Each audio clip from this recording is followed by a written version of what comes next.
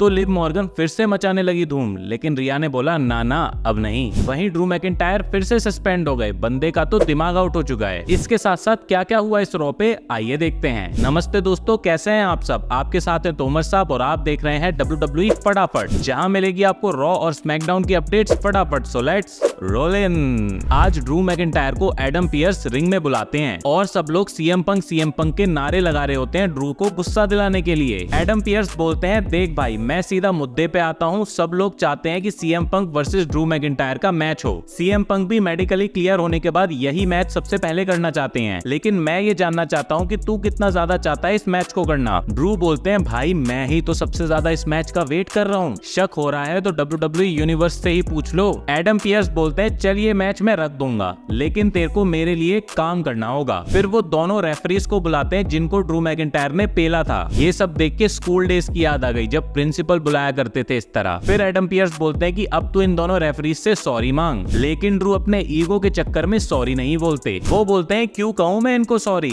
इनकी वजह से ही तो सीएम पंक मेरे को हरवा गया। और तू एडम बोला तू किसी काम का है कि नहीं। उसने मुझे रेसलमेनिया में स्क्रू किया, उसने मुझे स्कॉटलैंड में मेरे क्राउड के सामने स्क्रू किया, उसके बाद मनी इन द बैंक में स्क्रू किया, और तू पीछे भजिया ही तलता रहा। सही एल्बो मारी मैंने तुझे, तू ये डिजर्व करता है। वो साला सेथ मेरे से पहले सीएम पंक के सामने चैलेंज ले गया, तू पागल है क्या। एडम बोलते हैं ड्रू मेरी बात सुन, अगर तू अभी भी मेरी बात नहीं सुनेगा ना तो तू अभी भी सस्पेंडेड ही रहेगा। ड्रू को गुस्सा आ जाता है, वो रेफरीज को पेलते हैं और एडम पियर्स को भी पेलने वाले होते हैं, लेकिन तुरंत वहां पे सेथ रॉलिंस आ जाते हैं। तो मुद्दा क्लियर है दोस्तों, CM Punk versus Drew McIntyre का मैच तो WWE प्लान कर ही रही है, लेकिन अगर सीएम पंक किसी भी वजह से मेडिकली क्लियर नहीं होते हैं तो वो सेथ वर्सेस ड्रू का मैच भी कर सकते हैं। वहीं आज बंगा बंगा बुंगा बुंगा का मैच होता है ब्रॉन्सन रीड के साथ। अब इस मैच को कोई भी जीत जाए क्या फर्क पड़ता है। वहीं शेमस नए नए बच्चों को हरा के बढ़िया एक्टिंग पेल रहे हैं। ब्रॉन्सन रीड मैच के बाद पीछे से अटैक करने की कोशिश करते हैं शेमस को, लेकिन वहां पे पैट डन आ जाते हैं और उनको बचा लेते हैं। उसके बाद खुद उनको मारते हैं और उसके बाद ब्रॉन्सन रीड भी शेमस को मारते हैं। तो फिर भाई आए ही क्यों तुम बचाने,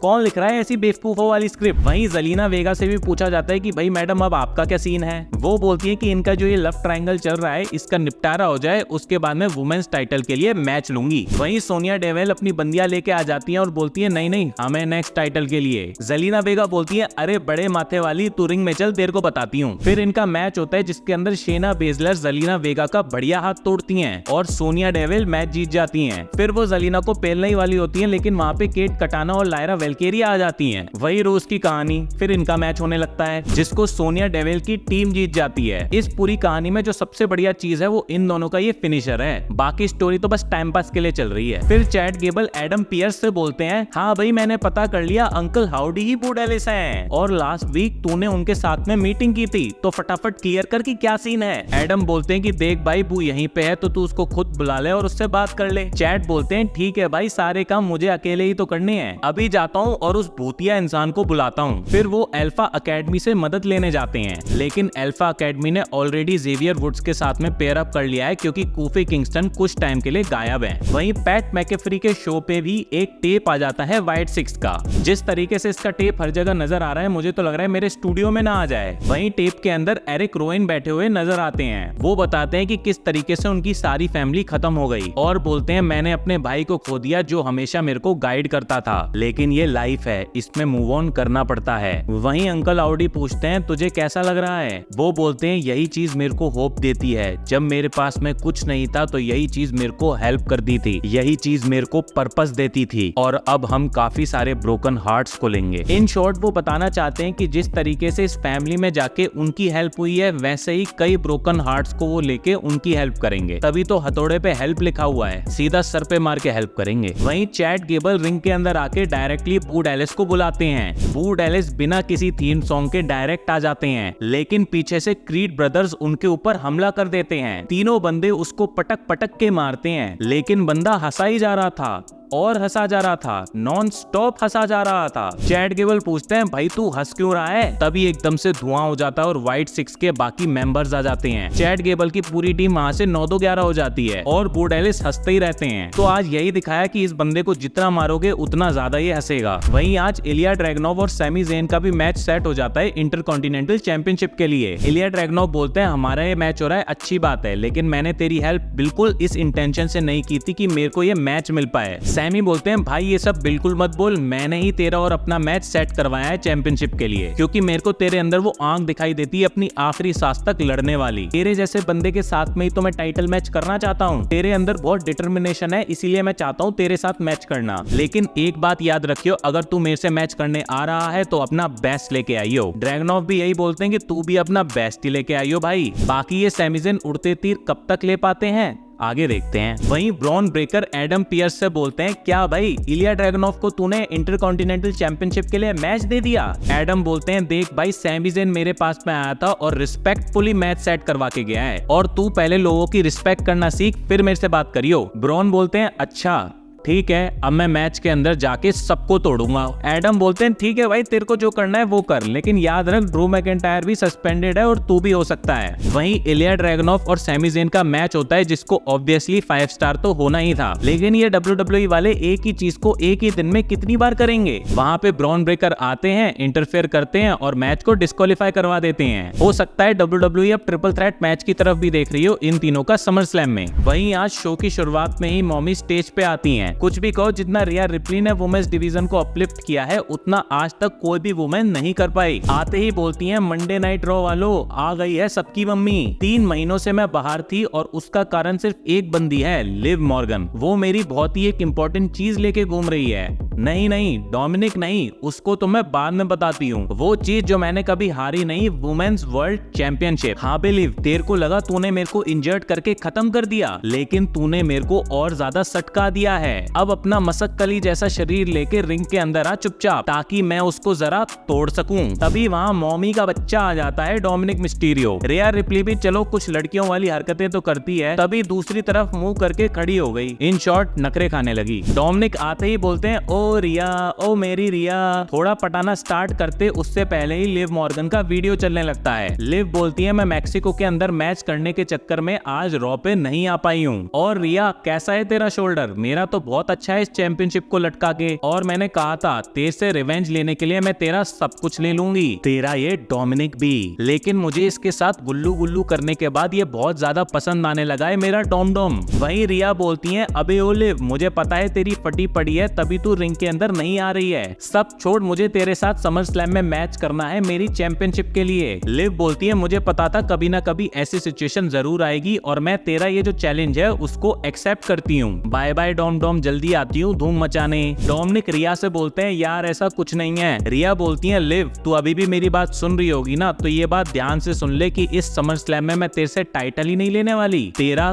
करियर खत्म करने वाली हूँ। फिर जाते जाते डोमिनिक का काला गुलाब भी फेंक देती हैं। आई नो पर्सनैलिटी पे सूट कर रहा है उसकी, लेकिन काला गुलाब देगा तो कोई भी फेंक देगा। वहीं अगर इनके प्रोमो की बात करें तो ये काफी अच्छा था। पता नहीं लास्ट टाइम मैंने कब वुमेन्स का प्रोमो इतना अच्छा देखा था। नो डाउट लिव मॉर्गन की माइक स्किल्स बहुत ही अच्छी हैं और रिया रिप्ली के साथ में भी फैंस काफी ज्यादा जेलअप कर रहे हैं। वहीं डोमिनिक मनाने में लगा होता है मॉमी को, तभी वहाँ पे डेमियन प्रीस्ट भी आ जाते हैं। हाँ लौंडिया बाजी में ये बकचोदी बहुत है यार। और बता सब सही? भाई मैं लौंडिया बाजी में फंस गया। तभी रिया अंदर से 2-3 गिफ्ट और फेंक देती है बाहर। डॉम बोलता है भाई ये क्या हो रहा है भाई क्या हो रहा है? वहीं रिया हंस हंस के डेमियन प्रीस्ट से मिलती हैं। मतलब ठुकरा के मेरा प्यार मेरा इंतकाम दिखेगी तो नहीं हो जाएगा इस स्टोरी में। फिर बोलती हैं भाई तूने सब कुछ संभाल के रखा है इतनी सारी प्रॉब्लम्स में भी, बहुत ही अच्छी बात है। बाकी आज तुझे गुंथर के सामने मेरी हेल्प चाहिए तो आऊं मैं। डेमियन बोलते हैं नहीं टेंशन मत लो, तुम अभी अभी आई हो, थोड़ा चिल करो। फिर बोलती है घुंघराले बालों वाला बुड्ढा क्या कर रहा है हमारे क्लब हाउस में? जब तक डेमियन प्रीस्ट इसको एक्सप्लेन करते उससे पहले ही डोमिनिक वहां आ जाते हैं। बोलते हैं मॉमी मैं लास्ट वीक से तुमसे बात करने की कोशिश कर रहा हूँ, हूँ। रिया बोलती है हाँ, और पिछले 3 महीने से जो तू अपनी उस गर्लफ्रेंड के साथ तंबू में धूमधाम कर रहा है, तब मेरी याद नहीं आई तुझे? वहीं कार्लिटो पूछते हैं घुंघराले बालों वाला बुड्ढा कौन है? फिर डोमिनिक डेमियन प्रीस्ट से पूछते हैं कि भाई तूने मेरे को पिछले हफ्ते वार्न क्यों नहीं किया कि रिया आने वाली है? डेमियन बोलते हैं अबे साले, तू लिव मॉर्गन के साथ में गुल्लू गुल्लू करने से फ्री होता तब तो मैं तेरे को कुछ बताता, और तूने मुझे झूठ बोला कि लिव के साथ निपटारा करेगा, और ये भी कि तू रेगुलरली रिया से बात करता था। वहीं वहाँ पे जे उसो आ जाते हैं और बोलते हैं अभी अभी पता चला है कि रिया रिप्ली सिंगल है, मैं भी काफी दिन से सूखा पड़ा हूँ। डोमिनिक बोलते हैं नहीं, ऐसा कुछ नहीं है। वहीं डेमियन डॉन को बोलते हैं भाई तू क्या कर रहा है, तू जेल गया हुआ है, तेरे से तो इसको डरना चाहिए।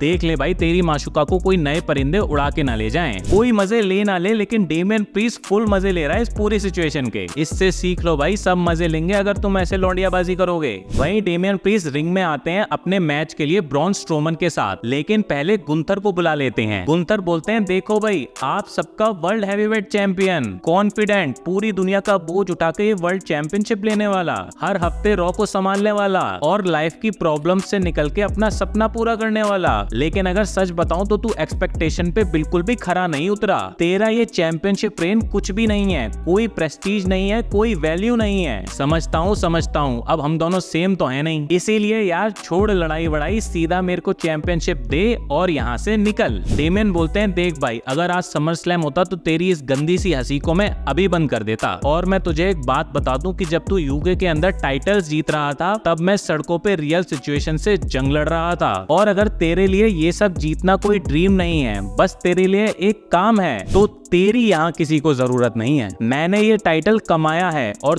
तू तो लिस्ट में लास्ट बंदा है जिससे मैं ये टाइटल हार जाऊंगा। वहीं गुंथर बोलते हैं देख भाई, तूने लाइफ के अंदर बहुत हार्डशिप्स देखी होंगी, लेकिन सड़कों पे रहना चॉइस होती है जो तेरे माँ बाप ने तुझे दी। वहीं मैं कितना प्रिविलेज था, वो मेरी चॉइस थी जो मेरे माँ बाप ने मुझे दी, तभी मैं इतना ग्रेट बना। और WWE वाले मेरे को रोज मैसेज कर देते कि प्लीज आप हमारे यहाँ पे आ जाओ। और पता है रोज वो मेरे को क्यों मैसेज करते थे? ताकि तेरे जैसे बंदों को वर्ल्ड हैवीवेट चैंपियन ना बनाना पड़े। तो मैं तो इस चैंपियनशिप को वापस लेने वाला हूँ और इसको प्रेस्टिजियस बनाने वाला हूँ। और रही बात तेरी, तो तू कितने भी टाइटल जीत ले, तू रहेगा तो सड़क छाप ही। डेमियन बोलते हैं सड़क छाप, खैर तुझे क्या पता हार्डशिप्स क्या होती हैं, तेरे पास तो दिल ही नहीं है। और गुंथर, समर स्लैम में चैंपियन तो मैं ही रहूंगा, तू कितना ही जोर लगा ले, और समर स्लैम के बाद में सबको पता चल जाएगा कि तू कितना बोरिंग, कितना प्रिविलेज और कितना बड़ा कचरे का डब्बा है। दोनों की मारधाड़ स्टार्ट हो जाती है, लेकिन वहां पे ब्रॉन स्ट्रोमन आ जाते हैं। वहीं अगर मैं प्रोमो की बात करूं तो आज रॉ पे लगातार प्रोमो पे प्रोमो ही होते रहे, लेकिन ये वाला प्रोमो सबसे टॉप पे था। वहीं मैच में भी डेमियन प्रीस्ट ब्रॉन स्ट्रोमन को क्लीन हरा देते हैं। वहीं गुंथर फिर से आ जाते हैं और फिर से मारधाड़ करने लगते हैं, जिसमें भी अपर हैंड डेमियन प्रीस्ट का होता है। वहीं फिन बैलर और जेडी भी अपना सब कुछ सॉर्ट कर लेते हैं मॉमी के साथ। वहीं डोमिनिक आके बोलते हैं वो जे उसो तुम्हारे बारे में ऐसा वैसा बोल रहा था, इसीलिए मैंने उसके साथ में मैच सेट कर लिया तुम्हारे लिए। रिया बोलती है पागल वागल है क्या, जे उसो से तू लड़ेगा? तभी डोमिनिक बोलते हैं चलो फिर कैंसिल।